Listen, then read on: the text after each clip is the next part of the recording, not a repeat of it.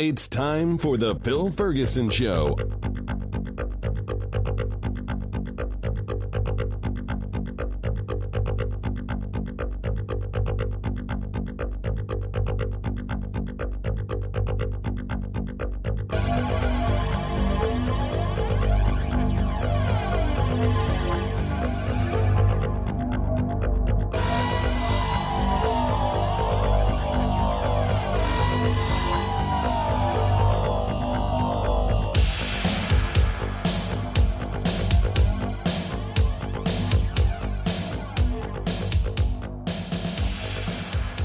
This is Phil Ferguson, and you are listening to The Phil Ferguson Show. This is show number 381, and it is May of 2021.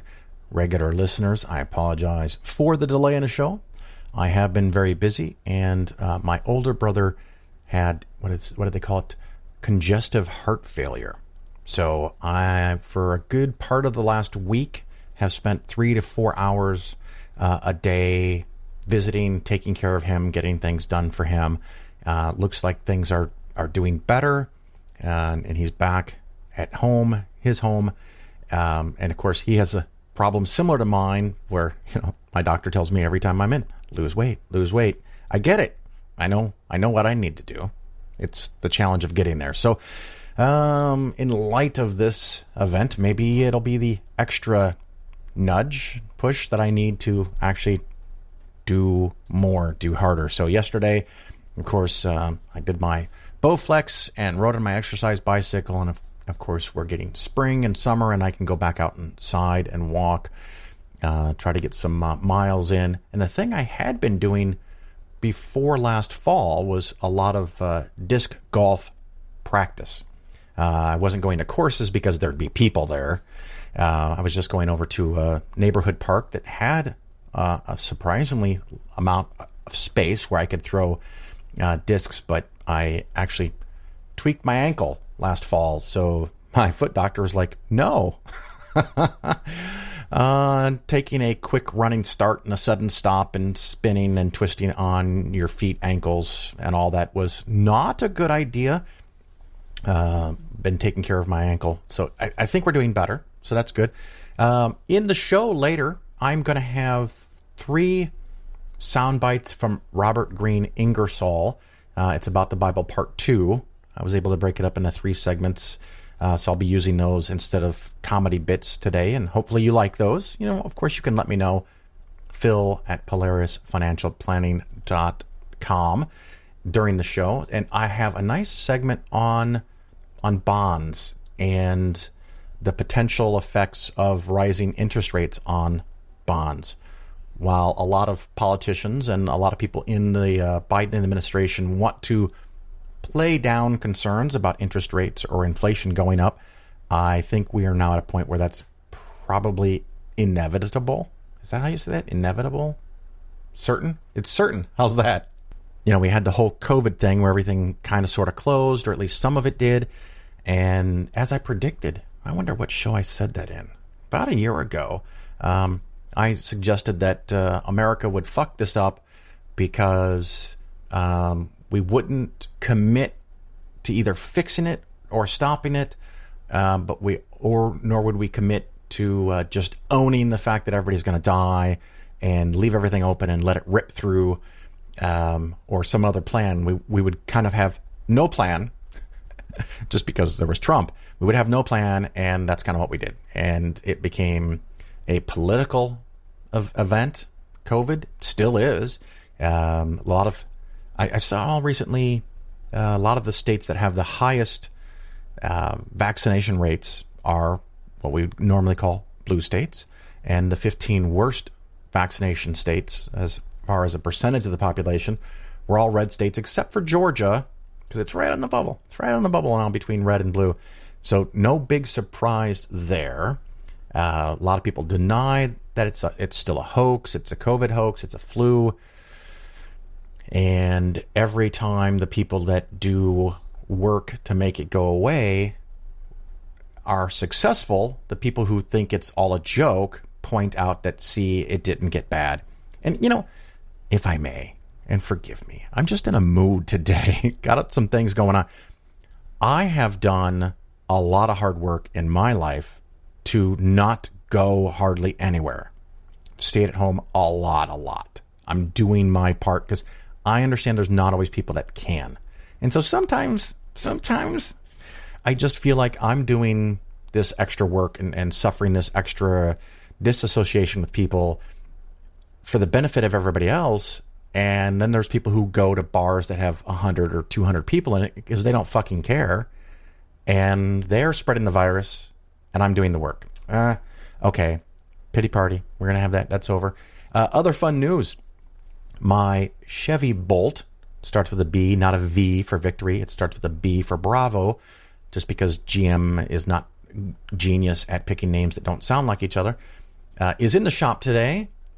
So since I talk about all the cool stuff about electric cars, I'll point out something negative.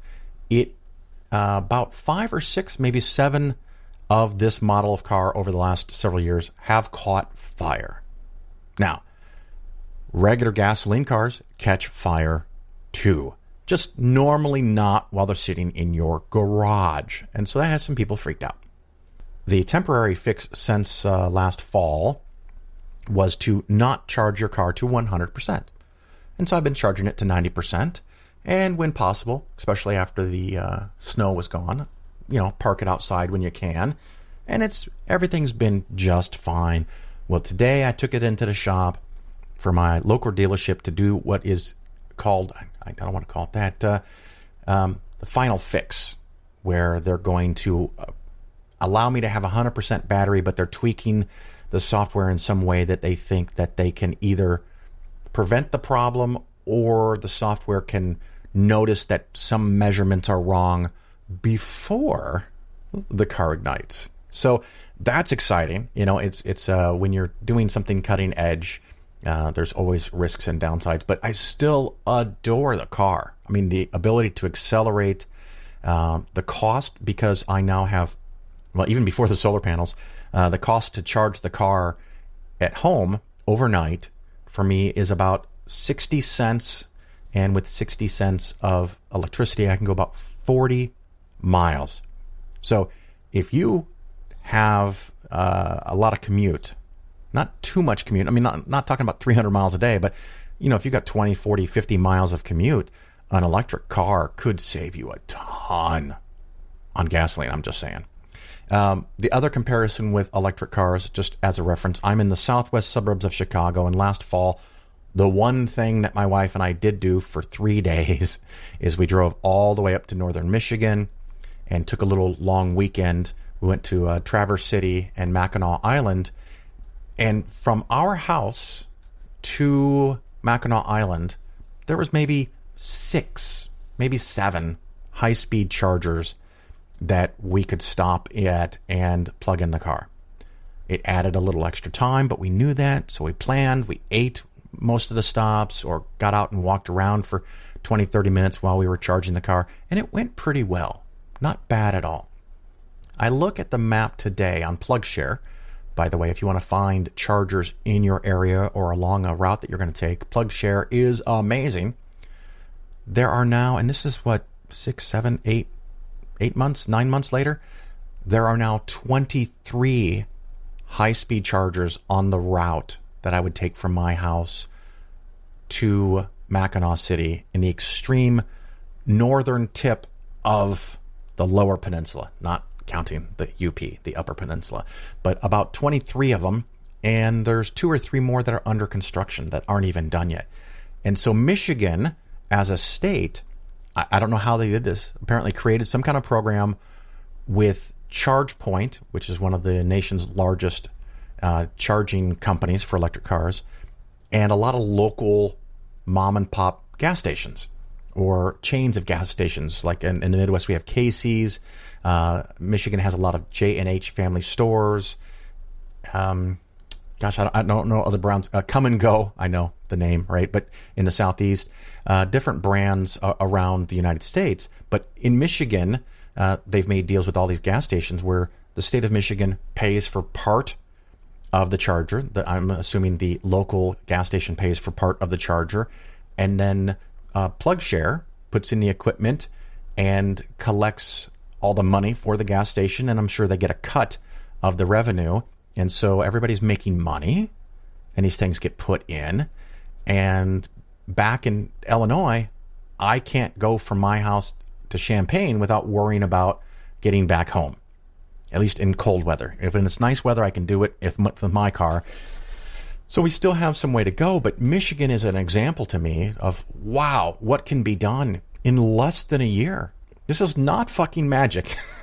All we need is chargers in more places, and it's getting better. The number of chargers just in the last 2 years, 2.5 years since I bought my car has increased significantly. There is almost nowhere I can't go if I at least plan a little bit. And of course, it takes longer than a regular car. So what I say for my car, given the current charging network and the speed at which my car charges, anything past 300, 350, 400 miles, it's going to be a long day. But I mean, even in a gasoline-powered car, driving 400 miles, you're talking 6.5 hours. Me, anyway, I'm going to stop a couple of times to go to the bathroom. I'm going to stop for at least one meal, unless I have a sandwich and a snack on the passenger seat, and I'm just going to drive straight through. So I might stop 20, 30 minutes, 40 minutes in total, whereas in my electric car, it might be an hour. So it is longer to drive a little farther, and that's assuming I have a charger at the hotel that I'm staying at, assuming I'm staying at a hotel. So it takes a little more thought, a little more planning, but on a regular basis, just plug the car in overnight, takes a few seconds, and every morning it's full. So there are definitely perks to be remembered about the electric cars, and of course the extremely low price of the energy, and the fact that they generally, other than the car I just took in for a recall, they don't need repairs because the brakes don't wear, there's no spark plugs, there's no head gasket, there's no radiator per se, there's no belt, there's no a lot of things, and because it has way less parts and way less moving parts. Anyway, I just thought I'd mention that. It turned into a whole saga. Apologies. So we'll take a quick break. We'll listen to Ingersoll's famous speech about the Bible.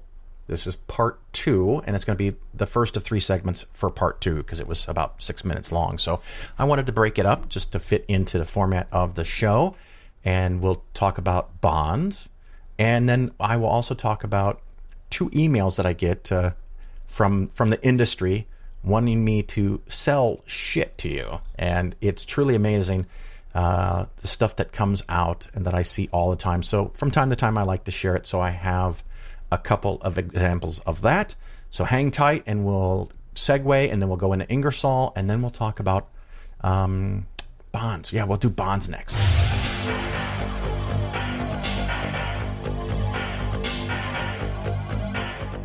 Section 2.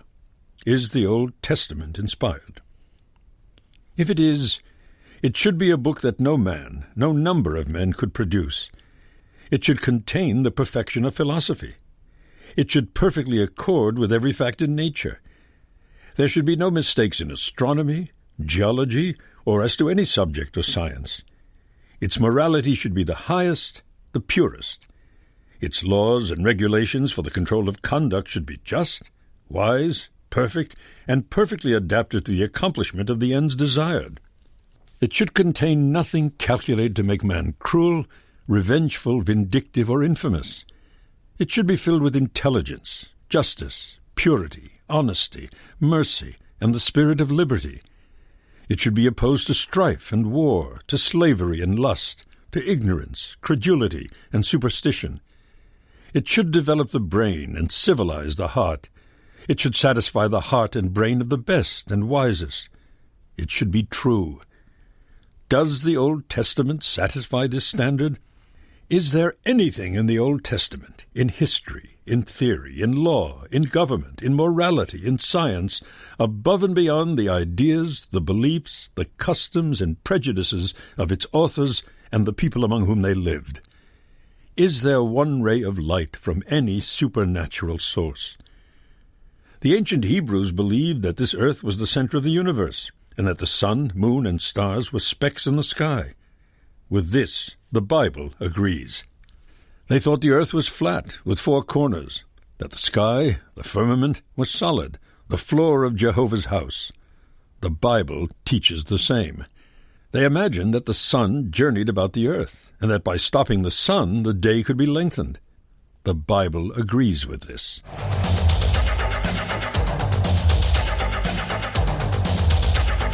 This is a little segment on bonds. It's something we talk about from time to time, but I'm going to try to cover some basics about risk, interest rates, and a very important number, duration. So let's see where to start. Let's start really simple. You buy a U.S. government bond, and let's say it's $1,000, and it pays 2%. The U.S. government bond is considered to be the thing that is about as close to risk-free as one can get in the world. You give the U.S. government money, they're going to give it back to you. That has been the case. That is the case. Everyone has the expectation that that will be the case because the U.S. government has the power to either print more money and or increase taxes from the people that have the money. So with these powers, they can support, they can provide the funds for, they can pay back the bonds. I'm not going to get a whole lot into financial theory here. We're just going to talk about bonds, U.S. government bonds. Let's say it's 2%. Interesting, right now, a lot of bonds aren't 2% if they're good, high-quality, short-term bonds. But I digress. You have a bond that pays 2%. Well, how long does that bond pay 2%? We're going to start our example with 1 year. It's a 1-year bond. You buy it for $1,000 in 1 year, and we're going to assume also that they make one interest payment per year because all this stuff can get wildly more complicated. But $1,000, let's see, 10% would be 100. 1% would be 10, so they're paying 2%. That's $20.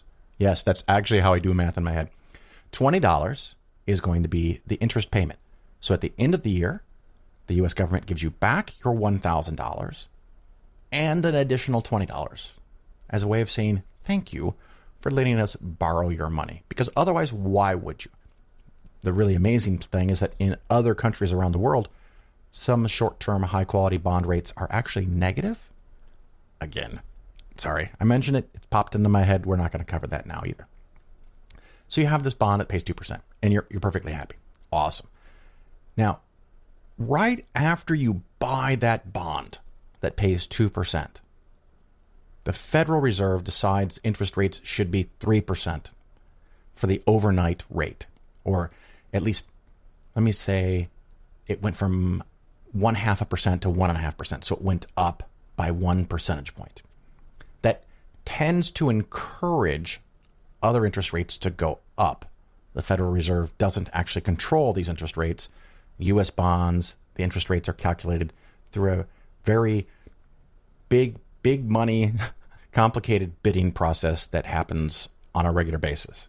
And so that actually determines the yield. But if the overnight yield or the overnight lending rate goes up, if there seems to be inflation, you should pay attention to that word going forward. If there seems to be inflation, I no longer want 2% from a bond. I'm not happy with that. If I think inflation is going to be 3 or 4 or 5%, why would I buy a bond that pays 2%? So I'm going to want a little bit more. So let's say you can now buy a 1-year bond for 3%, or that pays 3%. So again, you would own that bond for 1 year. You would get your $1,000 back plus $30. If that happened the day after you buy your bond that pays 2%, that you could go and take $1,000 and buy the same exact bond, same risk profile, same amount of time, 1 year, would you, as the buyer, would you want to get $20 or $30 back for your investment? Of course, you want 30. I'm going to proceed forward with the idea that you want more money, not less. So if you've got some weird agenda, fuck off. You want $30, not $20. So if you buy that bond that pays $20, And the next day I could buy the same bond that pays $30 at the end of the year. You have that $1,000 bond that pays $20. You can hold on to that for the entire year. You get your $1,000 back and you get $20 back. But if for some reason something comes up, an unexpected expense, and you decide, oh, I want to buy something with that $1,000, I want to go sell this bond. Again, ignoring transaction cost, fees, commissions, whatever other things that you might have to encounter, you want to sell that bond for $1,000. And you go to the person that just bought the 3% bond, you say, hey, would you like to buy my bond for $1,000? And they look at you and they say, well, why the fuck would I do that? I can buy another bond that pays 3% or $30. Why would I buy yours for $1,000 and only make $20? That's stupid. So what you would have to do is you would have to discount your bond, not the face value, the actual transaction cost, the trading value of your bond, by an amount that's sufficient to approximate what that investor could get somewhere else. So in this way oversimplified scenario, you might discount your bond from $1,000 to $990 so that the buyer makes approximately $30 at the end. I'm rounding. We're trying to make it so it makes sense. So your bond, and you put in $1,000, you sold it for $990 right away. I mean, we're talking the next day. So you lost 1% because interest rates went up 1%. Does that help? This is that inverse relationship that tricks so many people. When bond interest rates go up, the value of the bonds that are already out go down. Because I no longer want 2% when I can buy 3%. And the same thing works 4%. And so if interest rates go up 1%, that fund that we just talked about went down 1%. That is the case with a 1-year bond. If you had bought a 20-year bond that paid 2%, and then the next day you could buy a 20-year bond that pays 3%, one person is going to get $20 every year for 20 years. The other one's going to get $30 every year. If you all of a sudden, right after you bought it, you decide you want to sell that 20-year bond that pays 2% and the market rate is 3%, you will have to mark it down so that the person buying it can effectively make $30 per year for the next 20 years. Of course, this gets wildly more complicated, and there's formulas to do this, but I just want to talk about the concept. So the longer term the bond, the more it goes down today if interest rates go up. No one wants your 20-year long 2% bond if they can go buy a 20-year long 3% bond. Would you rather make $30 every year for the next 20 years or $20? Of course you want the 30.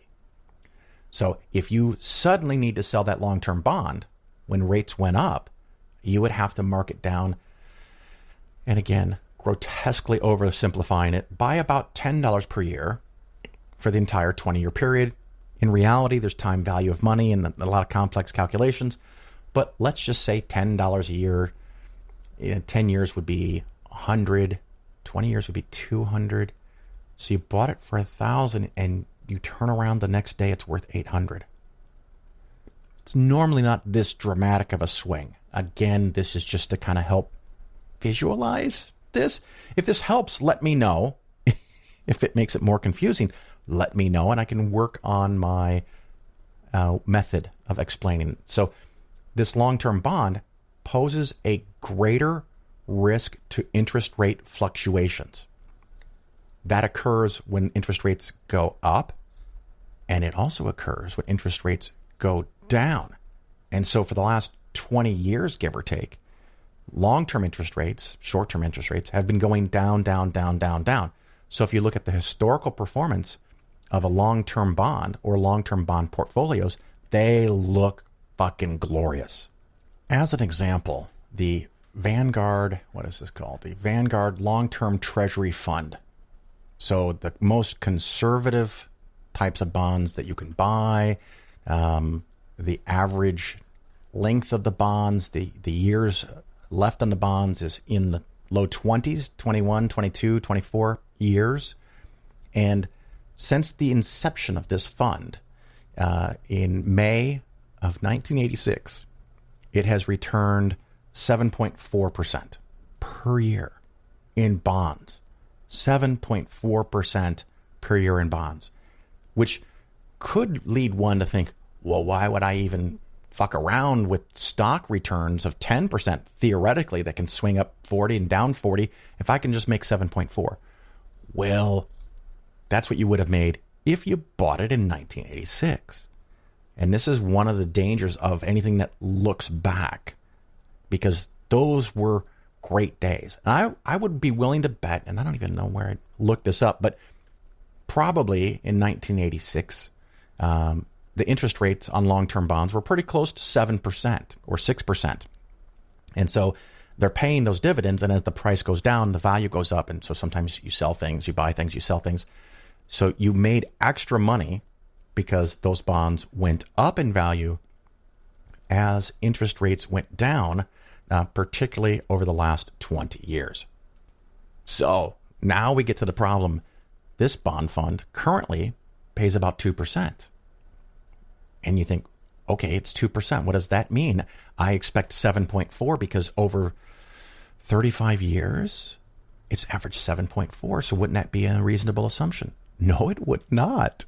It would not be anything close to a reasonable expectation because the current yield is 1.98, 2%. 2%. And one of the things when you look at a bond fund, whether it's managed or an index fund or whatever, if the current yield is 2%, that is a reasonable starting point to expect how much you are going to make. You are going to make 2%. Now, clearly, we talked about changes in interest rates.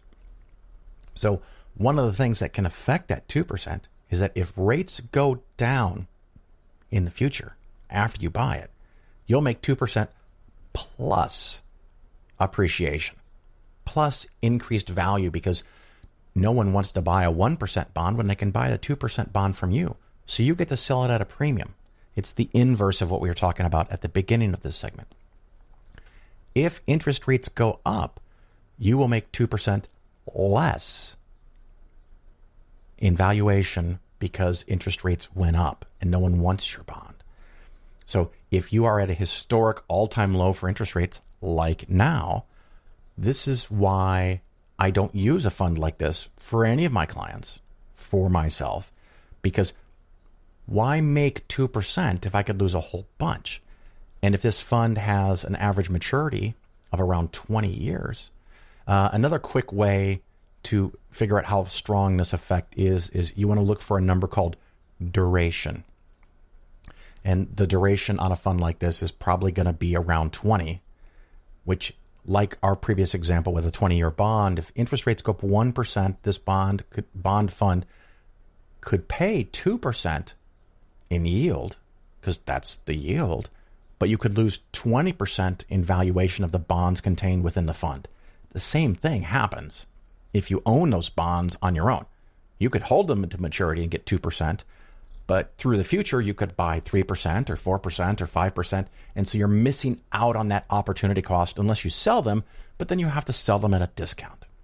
So if interest rates went up 2 percentage points, let's say over the next 5 years, interest rates go up 2 percentage points for these long-term treasury bond funds.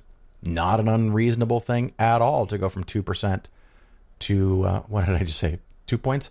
Let's go to 3 points, 5%. It goes up to 5%, which is below where it was 20, 25, 30 years ago. If it goes to 5%, over a period of years. So that 3% increase in the interest rate means that every time it goes up 1 point, you're going to lose about 20% of the portfolio value. You could lose 50, 60% of the value of the portfolio. You're still going to get your 2% out. So let's say you own it for 10 years. 10 years, you get 2% every year. You get 20% in dividends. And let's just say it drops by 50% in value. If you were expecting to get the dividend and spend it, and then have the bond fund at $100,000 value, suddenly you get to a point 10 years from now when you want to sell it, it's only worth $50,000. What? So if you weren't expecting that, that can be a big shock. So it's a trick that people can do to juice up long-term returns of a portfolio that they're suggesting to you. And one of the funniest, most annoyingest, happiest, I don't know, all kind of tossed together, is when someone comes to me with a portfolio that someone else has designed, and they said, "Okay, Phil, can you beat this?" What does that mean, beat it? Well, they said that their 10-year return on this portfolio was 9.4%. Can you beat this? Oh, yeah. Sure I can. Now, I'm going to replace all the bond funds they have with the riskiest, longest-term bonds in the whole fucking world. And I'm going to go back and cherry-pick the funds that have made the most money in the last 10 years. And I slapped them all together. It's going to be a piece of shit portfolio that is probably going to explode on you in 6 months or a year. But the 10-year number that you're looking at will be higher. 10-year historical number will be higher. That's one of the reasons I have some concern, and I think it needs to be reviewed when you talk about past performance. It might be indicative of what's going to happen, but it might be contraindicative of what's going to happen. So over the last couple of years, I've been avoiding intermediate and long-term bonds. I've been giving the recommendation that the duration, or if you can't find that, the average time to maturity for those funds should not be greater than 5 years. Because when you get to 10 and 15 and 20, you have this greater exposure to risk. As an example, this fund that we were talking about, and I'm looking at now the Vanguard Long-Term Treasury Admiral Shares VUSUX. VU sucks. VUSUX. That's a bad choice of name. The last 12 months, and this is as of, when is this date from? As of May 3rd, 2021. The last year's performance is minus 15%. So I've avoided these things for a couple of years, and during those couple of years, they've made some money. But I didn't want to make that money if I faced the possible big losses when the economy turns around. And now the economy has changed, and these types of funds have gotten smacked. Minus 15% in something that you might have thought as very conservative. Yeah, sure, you bought it when it was a 1.5% yield and now it's 2%, or you bought it when it was 1% and now it's 2%. And you thought, okay, well, 1%'s not much, 1.5%'s not much, but at least it's U.S. government bonds. And a year later, you look at it and it's minus 15%. Oops. And that's okay if it's a little teeny part of your bond portfolio, even though I think with some common sense and some deep understanding of how this works, you could have avoided all of that. But you may not know these things, which is why I talk about them in the show. And your salesperson probably doesn't know these things. And one of the phrases I often use is that people that sell mutual funds, sell the investments, if they're paid commission, they're paid to sell you things. They're not paid to know things. They don't need to know how the investments work. They need to get you to agree to buy them. And if they look back at the historical performance, or if they want to give you a presentation that shows really beautiful historical performance, they might include things like really long-term U.S. government bonds, because in the past, well, if they used a number from a year ago, the past 3, 5, 10, 15, 20, 35 years, the net returns look amazing. And now all of a sudden, when interest rates are going to start to go up, there's pressure on interest rates, there's pressure on bond rates to go up. A fund like this, in the most safest investment in the world, is going to get kicked in the ass, and it's going to fall. It could fall a lot. So review your portfolio. Look at the bond funds that you have. Are they long-term bond funds? Hopefully you can punch the symbol into Morningstar and find out in a few seconds. You put it in Morningstar. You make sure it's the fund that you actually own.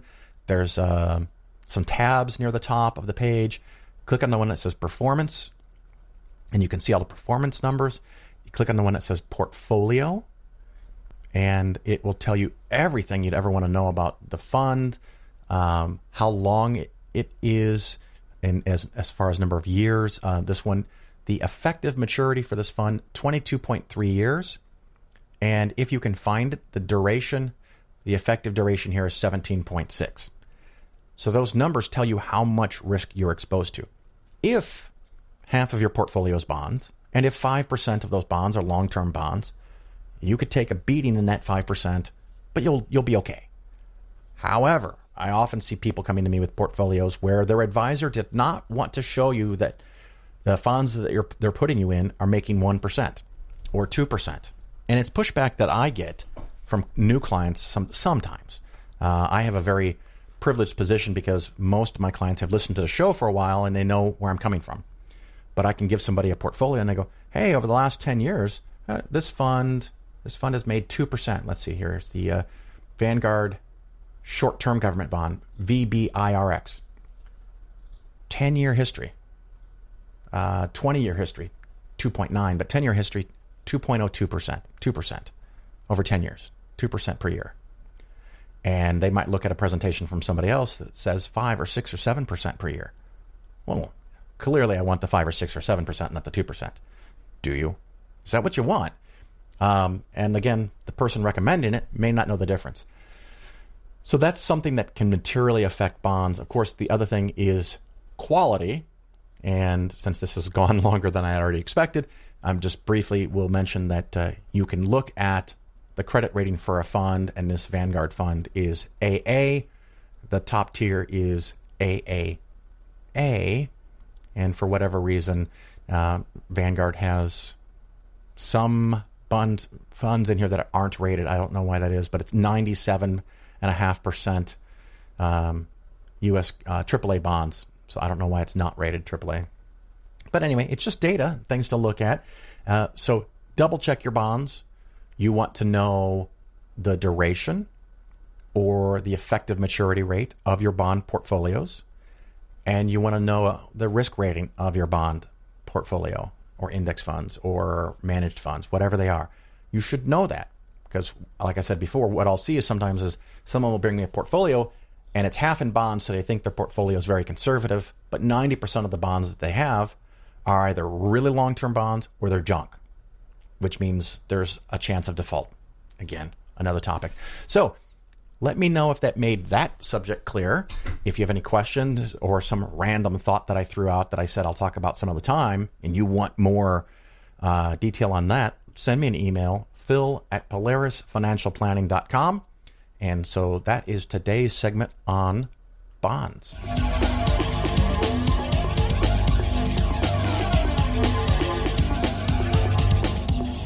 They believed that Adam and Eve were the first man and woman, that they had been created but a few years before, and that they, the Hebrews, were their direct descendants. This the Bible teaches. If anything is, or can be certain, the writers of the Bible were mistaken about creation, astronomy, geology, about the causes of phenomena, the origin of evil, and the cause of death. Now it must be admitted that if an infinite being is the author of the Bible, he knew all sciences, all facts, and could not have made a mistake. If then there are mistakes, misconceptions, false theories, ignorant myths, and blunders in the Bible, it must have been written by finite beings, that is to say, by ignorant and mistaken men. Nothing can be clearer than this. For centuries, the Church insisted that the Bible was absolutely true, that it contained no mistakes, that the story of creation was true, that its astronomy and geology were in accord with the facts, that the scientists who differed with the Old Testament were infidels and atheists. Now this has changed. The educated Christians admit that the writers of the Bible were not inspired as to any science. They now say that God, or Jehovah, did not inspire the writers of his book for the purpose of instructing the world about astronomy, geology, or any science. They now admit that the inspired men who wrote the Old Testament knew nothing about any science, and that they wrote about the earth and stars, the sun and moon, in accordance with the general ignorance of the time. It required many centuries to force the theologians to this admission. Reluctantly, full of malice and hatred, the priests retired from the field, leaving the victory with science. They took another position. They declared that the authors, or rather the writers of the Bible, were inspired in spiritual and moral things. that Jehovah wanted to make known to his children his will and his infinite love for his children, that Jehovah, seeing his people wicked, ignorant, and depraved, wished to make them merciful and just, wise and spiritual, and that the Bible is inspired in its laws, in the religion it teaches, and in its ideas of government.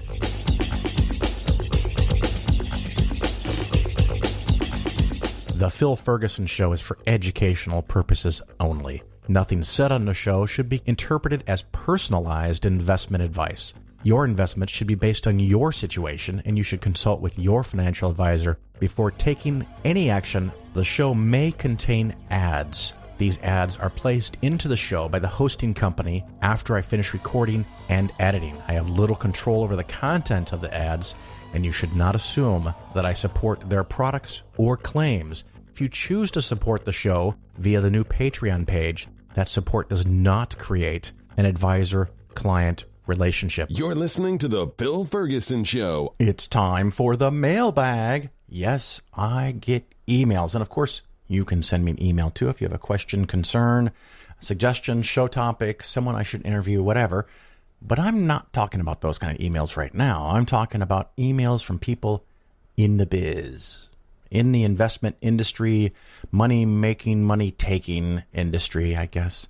And some of them I just ignore. Some I give snarky responses to, hoping that I waste as much, if not more, of their time than they wasted of mine.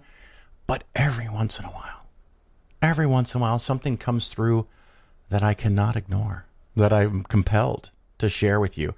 And I'm going to start with this one. This is an ETF, and you can look it up yourself. Matter of fact, I don't want to spoil that because that's the next thing. If you go to Morningstar.com for free, you can type in the symbol for this ETF, and it happens to be ACVF. All right. And it pops up and gives me some options, and I click on that one. And the first thing we need to know is that the expense ratio is 0.75.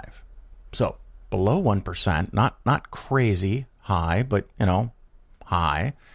And I look at the performance, and I find out, wait, this is a brand spanking new fund. Not a year. I don't even think it's 6 months. So there's no history. There's no way to track how it's done in the past. And so I wouldn't really want to call it a super shitty fund because it hasn't had time to really do anything.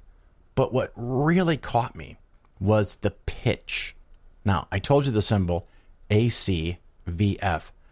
That stands for American Conservative Values Fund. I guess that's what the F is for. It doesn't say here. Yes, that's right. American Conservative Values Fund.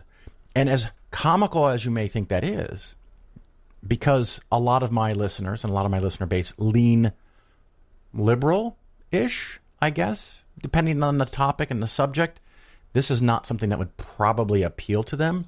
What appeals to more of my listeners are socially conscious investments, which are kind of just like this. It doesn't help. You're not doing anything. This is just marketing. This is marketing. And hopefully by telling you that there's this conservative fund, like, 6 months or a year ago, I told you about the Christian fund, you can see the comedy in it more clearly because it's not pitched to you. Something that's pitched to you might sound more appealing, and you might miss some of the warning signs. So let me just read to you. And I'm going to be a smartass with this because I think this is fucking hysterical. So here we go. Dear Philip, are you a hardworking, tax-paying American scratching your head at what is happening to our country? Free checks for people who don't work, paid for with our future taxes that will go up. Freedom of speech abuse to everyday Americans by technology giants, Facebook and Twitter, to suppress ordinary citizens' opinions. It seems like we can't even listen to the radio without an all-out assault on our values. The current rap lyrics. Okay, rap lyrics, you had to, you go, okay, sorry. The current rap lyrics can make anyone cringe, especially if we are listening to the car radio with our children or watching the Grammys. Please help us make a change. End quote. How the fuck is a fund going to make a change? All right, but I digress. I continue. Quote, as we build a community of conservative investors, we can spread the word to let the other investors know that we can make a difference. Did you know we can use our savings and investments to send a message to the corporate titans that support and spread the liberal agenda and use their power to suppress free speech? End quote. Free speech. Okay, so if you were free to send me this email, right? So, okay. Quote, investment advisors unwittingly or begrudgingly support the liberal agenda with their clients' current investments by owning a broad-based S&P 500 fund like SPY or FXAIX. Whether through mutual funds, ETFs, or 401ks, we have all owned companies that support the liberal agenda. How happy would your conservative clients be to know that you've listened to them over the years and that you will invest with fiduciary diligence, but also support their values? Buy ETF signal, buy ETF ticker ACVF, a diversified large cap ETF that maintains sector style exposure similar to the overall market. You will have the potential to get similar performance, but can exclude those corporate titans that are focused on liberalizing society that is against our conservative values that our children will soon inherit. End quote. Okay, that was getting hard to read. So hopefully you got the idea. You got the idea. And that cracked me up. And hopefully you can see that it's clearly obvious that they are using buzzwords, maybe some race baiting, dog whistle, not even whistle, just flat out. The only thing that they mentioned in culture was rap lyrics. So I think they know what that's supposed to mean. So all of that is in the bundle. And like I said, the expenses were high, but not too high. But as I was looking around Morningstar.com, they should be a sponsor of the show, by the way. Anyone at Morningstar.com, if you're listening, call me. Have your people call my people. I went and looked at some of the details in the information that's publicly available in Morningstar.com. And I found this section, which I like to check from time to time, of what companies they actually do own. And it's very easy to see the top list, but let me rattle through some of the companies that they own that aren't in the top 10. Pfizer, Intel, T-Mobile, MasterCard, Netflix, Pepsi, PayPal. I was actually kind of hoping to see Twitter or Facebook on here, but I don't. And I guess they only give the top 20 holdings, but let me focus on the top 10. The top 10, the number 10 is Cisco Systems. Yes, one of the companies that provide the backbone to the internet. That's hysterical. Costco Warehouse Corporation. Costco, those commie liberals from California, Costco. I don't even know if they started in California, but buying in bulk, that's not American values. Visa, okay, maybe I want to spend my money. The Home Depot, rawr, I can build stuff. Okay, maybe Tesla. They've got Tesla. No. Next up is NVIDIA.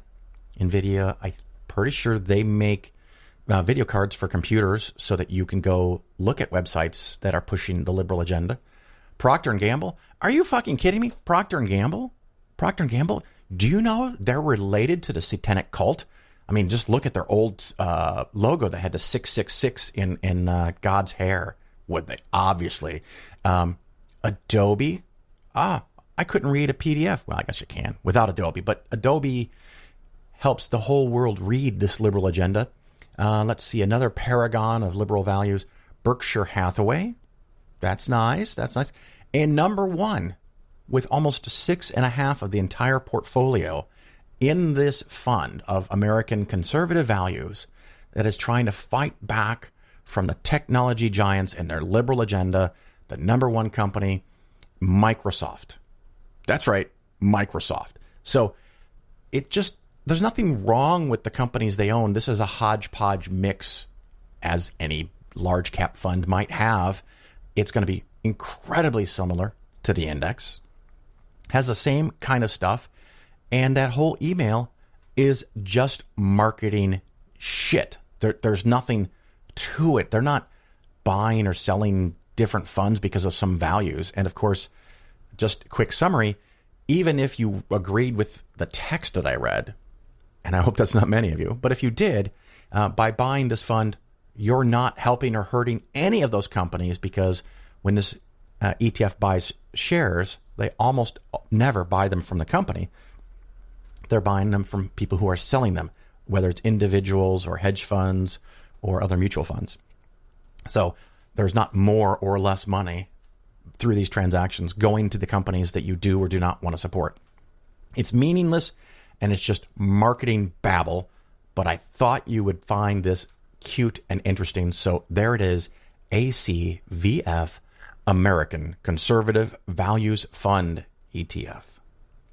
The second item for my mailbag, transition. Let's shake off that conservative value thing. The second fund is SBQAX, America First. I know that has the same kind of feel to it. America First Large Cap Share Buyback.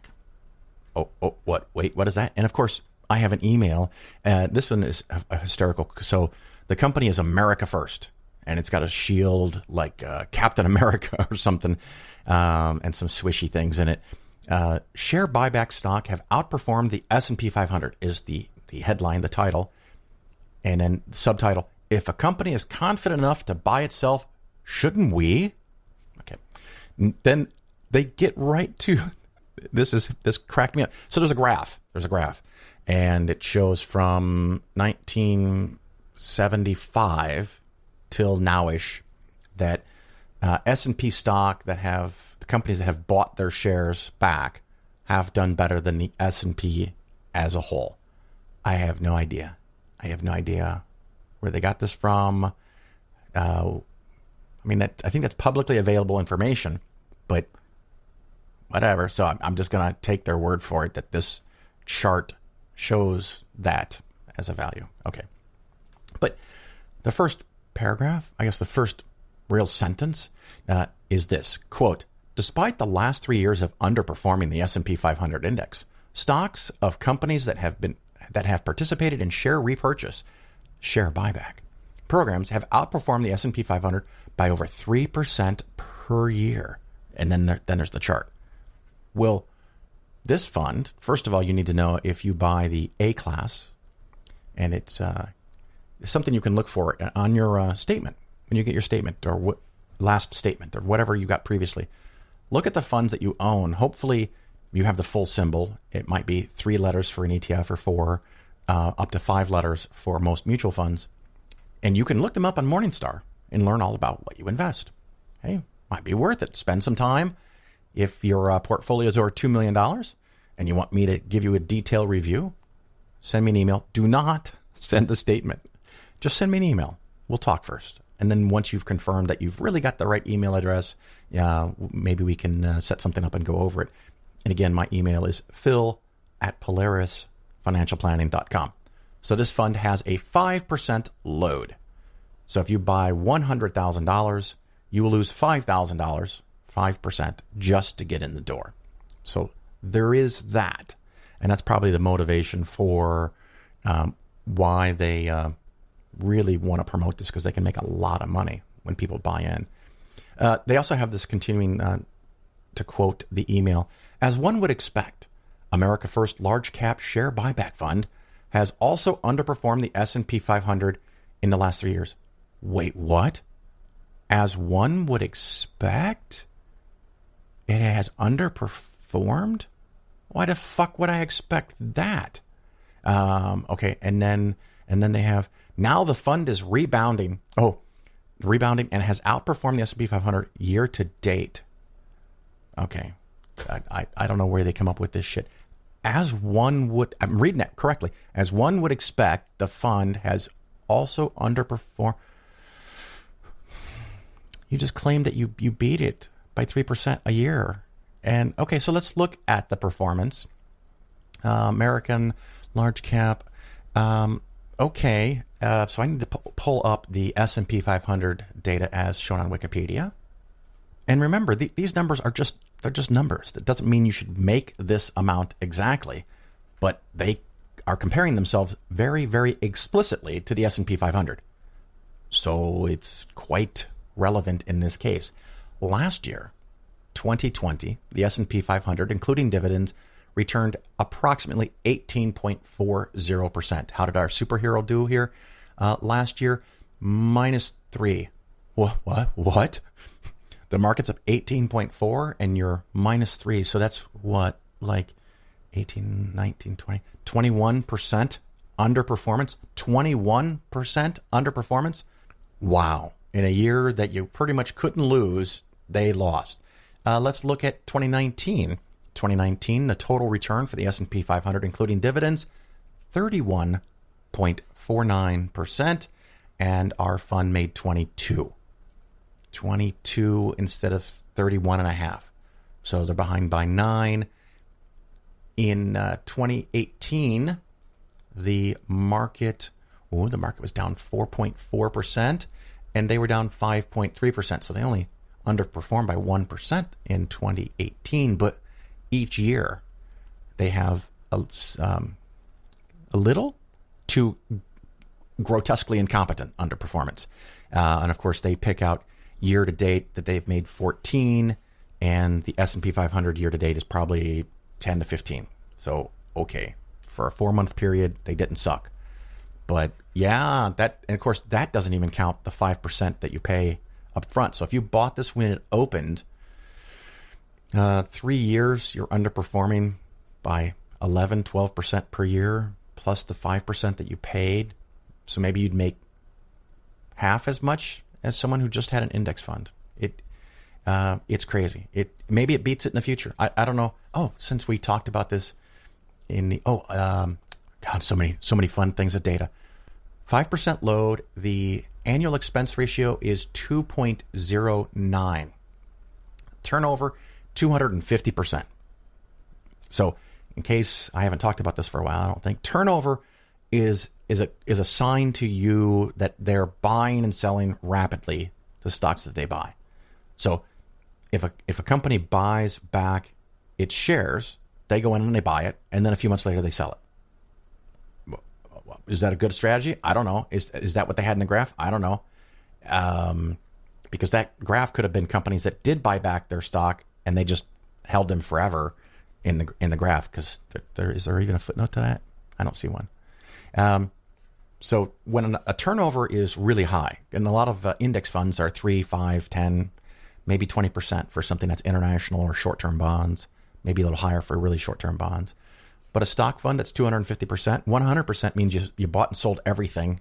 So if you had 50 stocks, you sold 50 stocks and bought 50 new stocks. That's at 100%. This is 250%. So they're done at 2.5 times. So that means on average they own things 3-4 months. Wow. So it's just churning. And of course, any and all transaction fees to buy and sell the stocks. And you don't know who they're buying them through, who they're buying them from. Are they keeping those costs low? Because they just pass those costs on to you. They're not even part of the expense ratio. So that's hysterical. Wanted to look at the portfolio and see what they own. I bet okay. Before I even see it, I'm going to predict. I have my psychic powers kicking in, that they own a lot of the same shares that you would see in every other large cap mutual fund, including the one we just talked about 10 minutes ago. All right. So let's look. Here we are. Ameriprise Financial. Mettler Toledo. See, this has some different ones. Okay.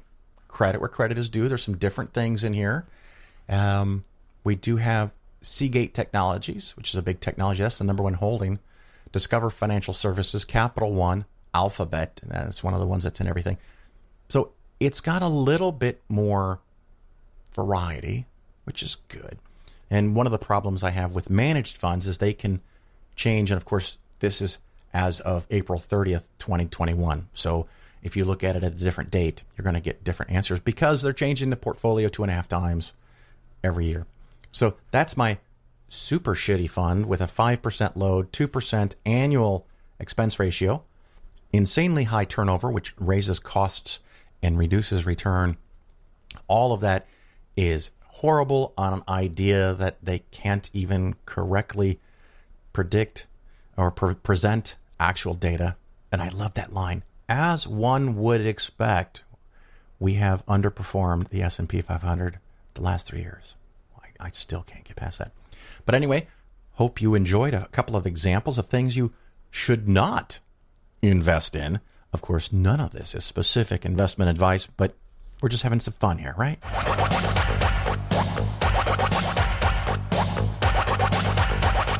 You're listening to The Phil Ferguson Show. Well, hello. You're still here. I'm so glad that you've decided to stick around.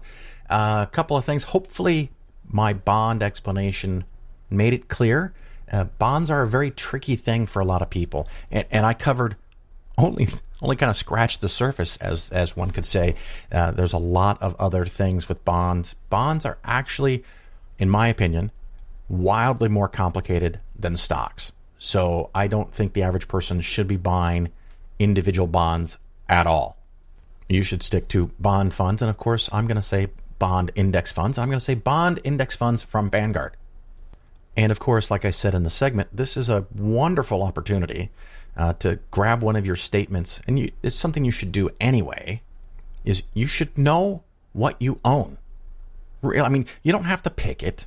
You can have an advisor, you can have a broker, but you should know what you own and what relative percentages. And if half of your portfolio is bonds because you want a conservative portfolio and you think that that is great and being very conservative for you, maybe at least look at those bond funds and see what you own. Are they a lot of long-term bonds? Are they a lot of junk bonds? Because I've seen that on a regular basis. And one of the quickest things you can do is look at if the company that you use provides you an estimated rate of return or an average yield for all the bonds that you have. If your average return or yield is 1 or 1.5%, 2%, you have a pretty solidly conservative portfolio of bonds, which is currently my recommendation. If you are getting 4%, it's getting kind of high. If it's 5 or 6%, you have a lot of bonds paying 5 and 6% or 7% yields. How in the fuck are they doing that? You should know.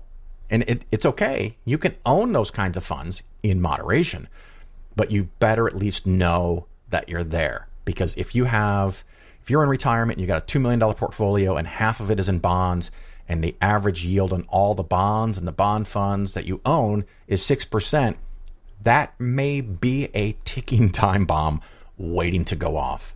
And if we get a drop in the market, which some bonds will fall when the market falls, and then we get inflation and interest rates go up, it could just be chaos and you're not going to be happy. So you should at least know, particularly with bonds, what you own. The other thing that I'm not going to cover today, but recently Biden did a presser, I guess, and talked a lot about the new programs that he is proposing. I love the programs. Pre-K for everybody. 2 years, at least, of college or community college for everybody. I'm all for it, 100%. And he wants to charge people that have the money more taxes. Again, all for it. I'm fine. I don't have a problem with people that make a lot of money paying a little bit more in taxes. And as Biden presented it, it's only fair. But as those things come to reality, if they come to reality, I may end up revising my thoughts and opinions on different subject matters. So that's something you're going to have to listen to. One of the ideas that I heard him float, and I was stunned, not because I oppose it, but because it seemed so different than what we've been used to for a very long period of time. And that is the ability to gift stock investments, or actually any investments that are in a taxable account, and enjoy what's called a step-up basis. So if you're 30 and you invest $100,000 in a stock or stock index fund that has very little turnover, by the time you get to retirement, that $100,000 might be $1 million or more. you made a lot of money. If you take all that money out, you're going to have to pay tax on it. Capital gains, which probably is 15% for most people, or a lot of people 20% for people who are doing better off. So you'd have to pay some gains on that. If instead you die and that million plus goes to your descendants, they would pay absolutely no taxes on that. And that is there for a reason, because a lot of really wealthy people, this is how they transfer wealth from themselves to their descendants and their descendants and their descendants. And it kind of builds up a system where the people that have the most money actually don't pay any tax at all on a large chunk of the gain in value in their investments. Whereas the average working person either pays taxes in real time or has an IRA and they defer taxes for many years, which is fantastic. But they have to take the money out eventually. There's required minimum distributions, or when you give it to your descendants, they now have to take it out within 10 years. So normal people get taxed on all of those gains, 100%. But the really wealthy people that own companies, that own millions, tens of millions, hundreds of millions of dollars in stock, a large part of that they can give to their descendants, and the descendants get the step-up basis. And there's limits to that, of course, as well. But it's just one of those things that, depending on how you look at it, one could say maybe it's not fair. But anyway, again, we'll have the closing bit of Robert Green Ingersoll's About the Bible. That is available from CFI, Center for Inquiry's store. And I think there's 12 or 13 parts, and I don't imagine I'm going to play all the parts here, but you can go by. They have a few CDs left, I think, still. And when possible, if I get the information, I'll give you more details about the MP3s when those become available. So a lot of good stuff in the show. Hopefully you enjoyed some parts of it. Let me know what you liked. Let me know what you didn't like. If you do like the show, you can go leave a 5-star review for the podcast at Apple Podcast or Stitcher.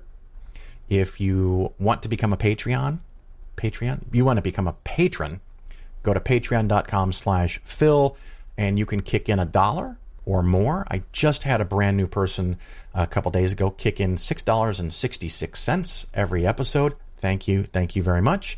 I appreciate it. It's just a nice way to say, hey, I appreciate the time and effort that you're spending. I've just remembered I used to think that the podcast doesn't really take me any time at all, but I paid attention for a few weeks, and some shows might be as little as 3 or 4 hours of time, but other shows, it can be 8 to 10 hours of time for each and every episode. So if you appreciate the content and the work, go over to patreon.com/Phil. If you don't have any money to speak of, that's okay. That's okay. Go to a place where you can review the podcast and leave a 5-star review. I thank you for all of that, and I do hope to see you out there in the world somewhere soon. And until then, ciao. Is the Bible any nearer right in its ideas of justice, of mercy, of morality, or of religion than in its conception of the sciences? Is it moral? It upholds slavery. It sanctions polygamy. Could a devil have done worse? Is it merciful? In war it raised the black flag. It commanded the destruction, the massacre of all, of the old, infirm, and helpless, of wives and babes. Were its laws inspired? Hundreds of offenses were punished with death. To pick up sticks on Sunday, to murder your father on Monday were equal crimes. There is in the literature of the world no bloodier code. The law of revenge, of retaliation, was the law of Jehovah. An eye for an eye, a tooth for a tooth, a limb for a limb. This is savagery, not philosophy. Is it just and reasonable? The Bible is opposed to religious toleration, to religious liberty. Whoever differed with the majority was stoned to death. Investigation was a crime. Husbands were ordered to denounce and to assist in killing their unbelieving wives. It is the enemy of art. Thou shalt make no graven image. This was the death of art. Palestine never produced a painter or a sculptor. Is the Bible civilized? It upholds lying, larceny, robbery, murder, the selling of diseased meat to strangers, and even the sacrifice of human beings to Jehovah. Is it philosophical? It teaches that the sins of a people can be transferred to an animal, to a goat. It makes maternity an offense for which a sin offering had to be made. It was wicked to give birth to a boy, and twice as wicked to give birth to a girl. To make hair oil like that used by the priests was an offense punishable with death. The blood of a bird killed over running water was regarded as medicine. Would a civilized God daub his altars with the blood of oxen, lambs, and doves? Would he make all his priests butchers? Would he delight in the smell of burning flesh?